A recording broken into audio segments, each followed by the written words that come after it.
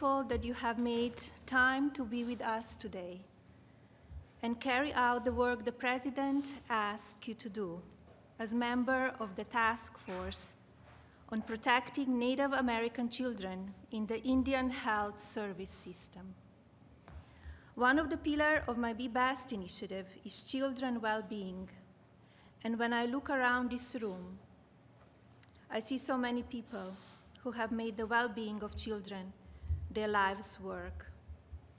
As you know, the Indian Health Service is an important part of America's healthcare, and I know that many IHS staff are passionate about their mission and the communities they serve. However, systematic problems can put children at risk, and I share the President's commitment to making sure the Indian Health Service uses best practices to keep children safe. Native American children, like all children, deserve to grow up in a safe, supportive, nurturing environment. Strong Native American communities are strong American communities. I look forward to learning about your work and what you have found, and I thank you again for your willingness to ask difficult questions in order to protect children. Now I would like to ask Trent Shores, the co-chair of the task force, to give an overview of your work and your recommendations. Thank you. Good morning. Thank you so much for having the task force here today. It is our humble honor to get to present to you our recommendations and findings as a result of the work that this amazing group of people, civil servants that work in a variety of capacities in our great government, did over the last several months. I think that the President's mission as given to us was one that champions the priority of your Be Best campaign, which is to promote the health and well-being of children. And as this task force traveled throughout the United States and visited Indian reservations, and as we looked at Indian Health Service clinics, what we found was dedicated employees for the IHS who were frustrated by institutional inefficiency, bureaucratic red tape, and a lack of clarity when it came to policies that pertain to the reporting of suspected physical and sexual abuse of children. When I received a call over a year ago from Joe Grogan here at the White House, it was a really interesting conversation because it impacted me. He had just spoken with the President, who had learned about a doctor who worked at IHS, who was a predatory pedophile pediatrician. And what the report revealed was that this doctor, for years, had left a legacy of victims, child sexual abuse victims. Now, since that time, that doctor was investigated. He was successfully prosecuted by 2 United States Attorney's offices, one in Montana and one in South Dakota. But that was the beginning of our work, was looking at how it was that a monster like that could be allowed to work for the United States for such a long period of time. And for folks who had suspicions about his criminal acts and his exploitation of children, how could he continue to serve in any capacity and move from IHS clinic to IHS clinic, giving him more and more victims? I think that the President's creation of this task force transcends politics. The idea of protecting children is, I think, not just a moral obligation, it's a righteous one. And the mission that he gave us wasn't just about good governance. I think it was about government accountability to the people, especially a group of people that historically have been marginalized. And the President recognized that and directed this group to go in and ask the tough questions.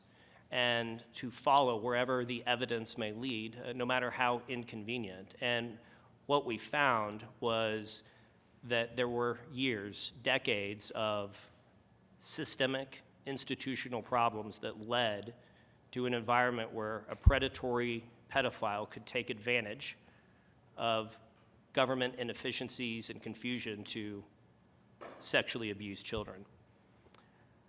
We, as a task force, stood up for those children by asking those tough questions. We visited Oklahoma first, and we gathered there on the Muskogee Creek Nation Reservation and met with tribal officials. We visited New Mexico. We visited the DZ Clinic and a tribal school where we were on the Navajo Nation Reservation. We then went to Montana and visited the Blackfeet Nation, which was one of the primary reservations and areas impacted by Dr. Weber's criminal sexual exploitation of children. We talked with Tribal Chairman Tim Davis about how that had impacted the community. We talked with Bureau of Indian Affairs officials about their law enforcement capacity and the understanding that folks on the ground had about their reporting obligations when they suspected child sexual abuse. We then visited the Pine Ridge Reservation in South Dakota and concluded our task force work by coming to Washington to meet with policy experts and stakeholders.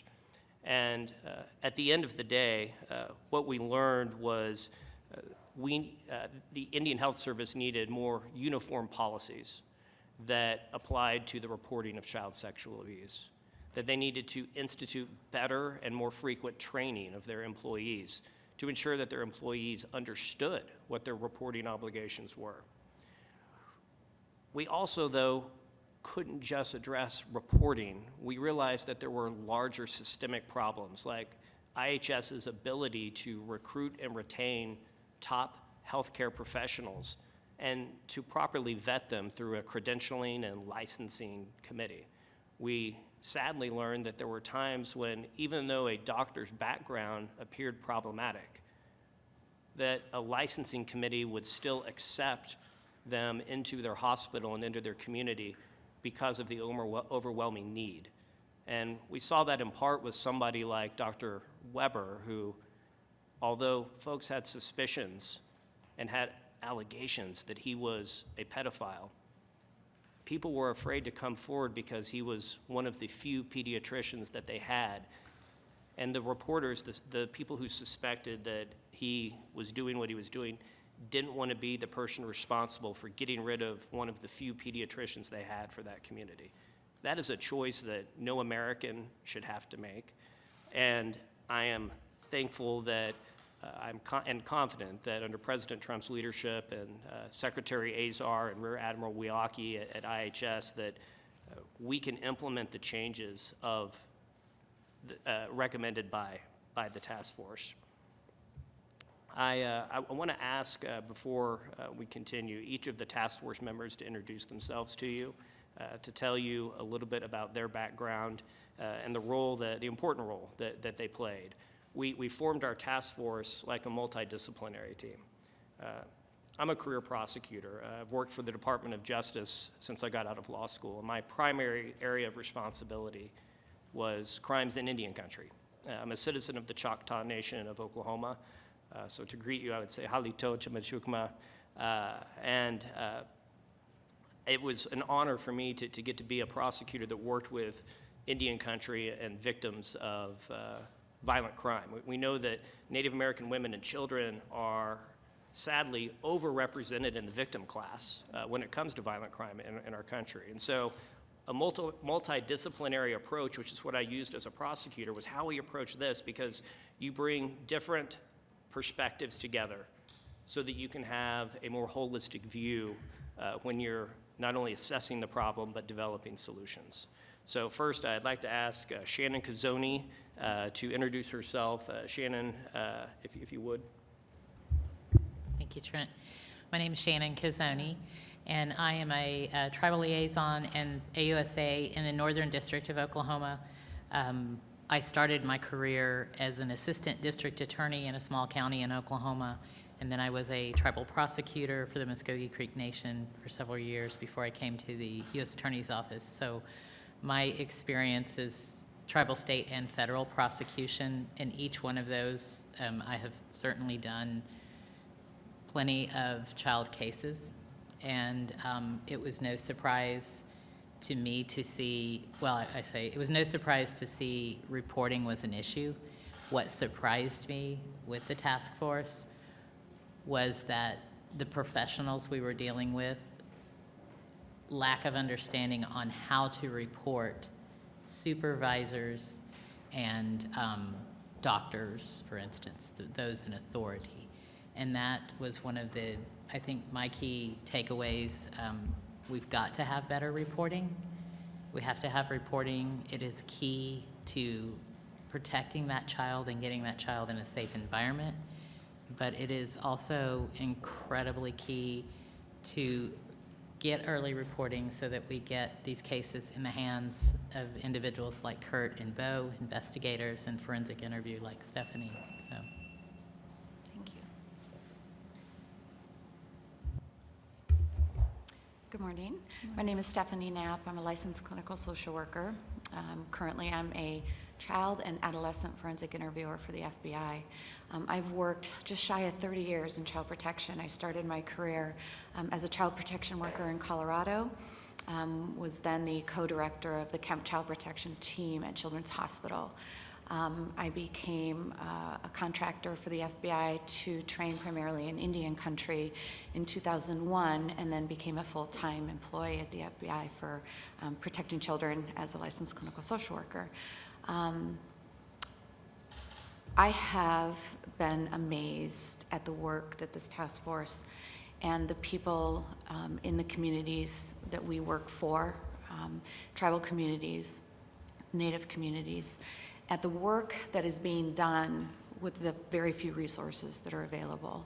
And I think the message that I continue to provide to our agents, to our tribal officers, to our child protection workers out in the field is that we continue to do more with less, but that we are absolutely not going to lower our standards or our expectations because of where we are and what we do in those communities.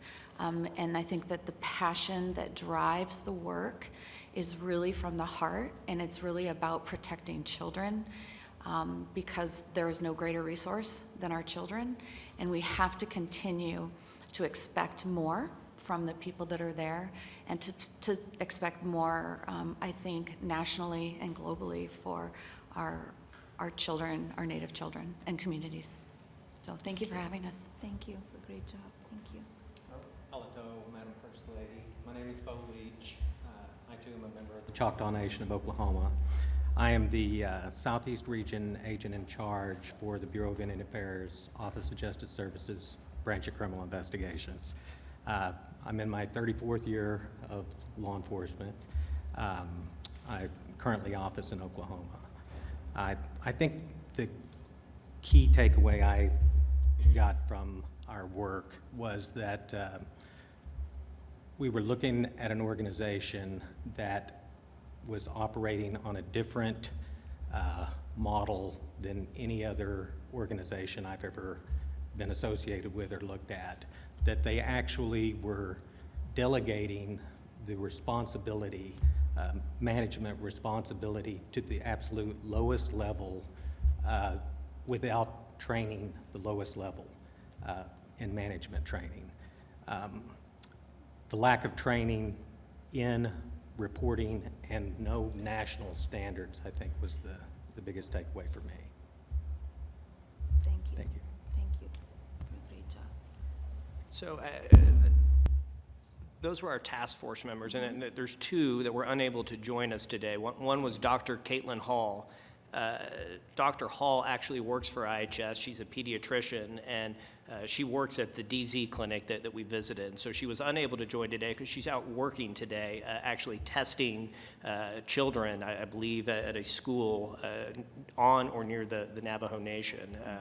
Also, Farnoosh Marion, who works for the Office of Management and Budget. They both provided wonderful expertise and insights to help us understand, as we developed recommendations, what it is, or how those might fit into the current structure, but following the president's direction as well as I like to say a fixer-in-chief, how it is that we could be bold with some of our ideas and truly deliver a better healthcare product, but also protect citizens and children in particular. So you've heard we have law enforcement, we have a child forensic interviewer, we had a career prosecutor, and so much of this would not have been possible were it not for the great efforts of Kurt Moeller. And I want to introduce him because Kurt, while not a member of our task force, was a really important contributor to it. Kurt was or is an investigator, a special agent with the Health and Human Services Office of the Inspector General. And the two trials that I mentioned earlier of Dr. Weber, it is Kurt who was the lead investigator that assisted in the prosecutions of Dr. Weber. So Kurt, if you would, take a minute and just tell us what it is that you learned from your investigation and the role, as you know, that you played that was so important to our task force. Thank you, and good morning, First Lady. Appreciate you hosting us here at the White House today. And U.S. Attorney Shores, thank you for having me today and the great work we've been able to do with the task force and support the task force. I've got approximately 30 years of law enforcement experience, 10 years working in state government, and the last 20 years with the U.S. Department of Health in the Office of Inspector General, and I'm currently the special agent in charge of the Kansas City region, which has the states that we spoke about, Montana and South Dakota, in this case. I've worked with the Indian Health Service. We've done cases with oversight over the Indian Health Service for the last 20 years that I've been present. And we've been able to flush a lot of these things out during this task force that goes to lack of reporting and the fear that employees have to speak up. They fear speaking up because of retaliation. There's small communities, many people are related, and even if there's egregious crimes that are present, they're scared to bring those up. They're scared to be wrong, and they're scared to be outed in those positions. We have worked with the Indian Health Service to educate employees along the way, talk about whistleblower protections, that they can speak up, that they will be protected in these scenarios, but yet many still fear that. And we'll continue to work with those folks in those environments. This task force has some great recommendations also on training and having outside trainers, not just folks that work in the Indian Health Service, that can come in and talk about being able to move forward and speak of these unspeakable things that have happened. This case with Dr. Weber, to the best of our ability, we've identified that the sexual abuse at least started in 1992, going that far back. If someone would have stepped up at that point and stopped it, we may not be in this room today talking about this and talking about the things that have taken place. So it's so important on that reporting, that we get reporting in place, that we educate the individuals that it's okay to report, how to report, so that we can stop these things before we have decades of sexual abuse of kids that's in place. And from our office, we continue to work those investigations. And Dr. Weber's not the only individual, the only doctor within the Indian Health Service have been indicted and charged with sexual abuse. And we continue to work those cases with our partners in the Department of Justice, Bureau of Indian Affairs, and others for the right positive results for these kids. Thank you. Kurt said some really important things there that I want to follow up on before I recognize Santee, and it's empowering people to speak about the unspeakable.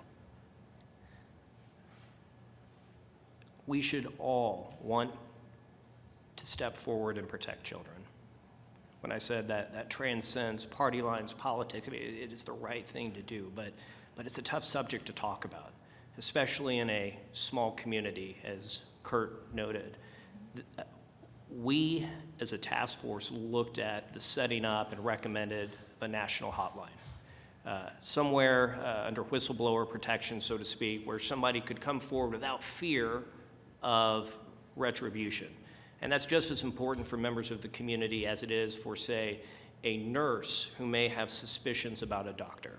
Right, there is a relationship there, a hierarchy within the clinic, and there needs to be some way that they all feel free to come forward and report suspected child abuse.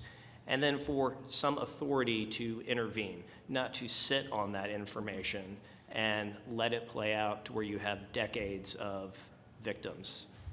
So we certainly commend the work that Kurt did, along with the assistant U.S. attorneys in those two offices to hold accountable Dr. Weber. But as he said, this was not an isolated incident. The task force was not so bold as to think that we could stop all child sexual abuse. Sadly, there is evil in this world. But we wanted to mitigate the possibility that it could happen by recommending things like better background checks, more frequent background checks, a better system to capture complaints. And if there was a tragic incident in which that did occur, that there were means of reporting and there were means of accountability. And I think, again, that goes back to good government. It goes back to, with regard to our Native American populations in the United States, the federal government's trust responsibility, not just in the criminal and public safety arena, but also in the public health arena. It is our affirmative obligation to honor those treaties and to uphold that trust responsibility to Native American communities throughout this country. One of those communities that we visited was the Navajo Nation, as I mentioned earlier. And Santee Lewis is here representing the Navajo Nation today. She is the executive director of the Navajo Nation Washington, D.C. office. And Santee, if you'd like to make a few remarks on behalf of the nation, we'd be honored.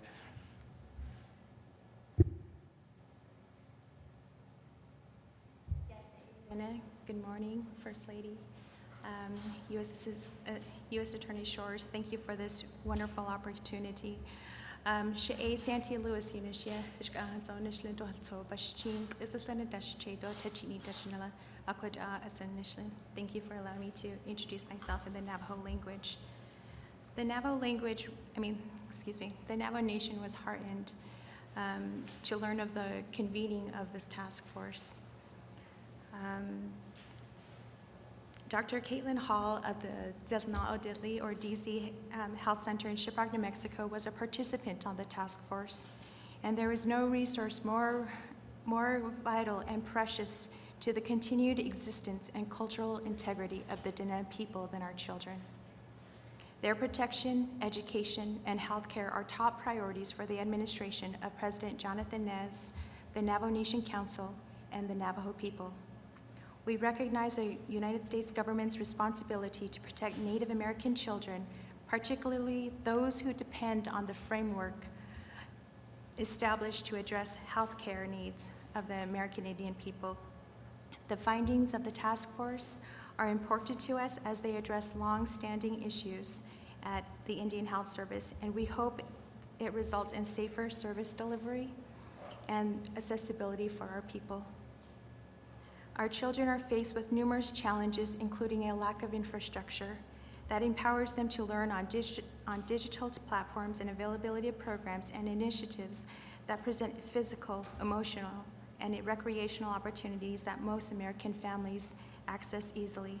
Nevertheless, we are proud of the accomplishments of our youth and younger children, and pleased to know that the issues of abuse in the IHS are being addressed. On behalf of President Nez and Vice President Leiser, I would like to express our appreciation for the work of the task force. We look forward to working as a sovereign tribal nation with the United States government toward a greater protection of Native American children. Thank you. Thank you. Yokoke, Santee. I want to welcome questions as well that anyone may have about our work, about what we saw. I do want to say from the very beginning, from the day that the president gave this task force its mission, this task force was not shy. It got out there and did its job. But we've been particularly thankful of the support that we received from senior leadership at the White House, We had the opportunity to meet with Kellyanne Conway, with Brooke Rollins, with others early in this process to provide an update on what it is that we were doing. Emma Doyle, thank you so much. Your leadership and help in not just helping us navigate the channels here in Washington, D.C., but were helpful to help support the mission that we were working hard to accomplish as given to us by the President. I'll kind of close it with this. I've been thinking about the important work that the task force did. Our founding fathers championed certain inalienable rights given to us by our Creator: life, liberty, and the pursuit of happiness, right? And the very first one, life. That is what the men and women at IHS do, is they promote health, well-being, and fundamentally life. And that is critical for Native Americans throughout our country to receive those services. And they ought to be able to go to those clinics to receive the health care that they so desperately need without fear that they're putting their children in harm's way.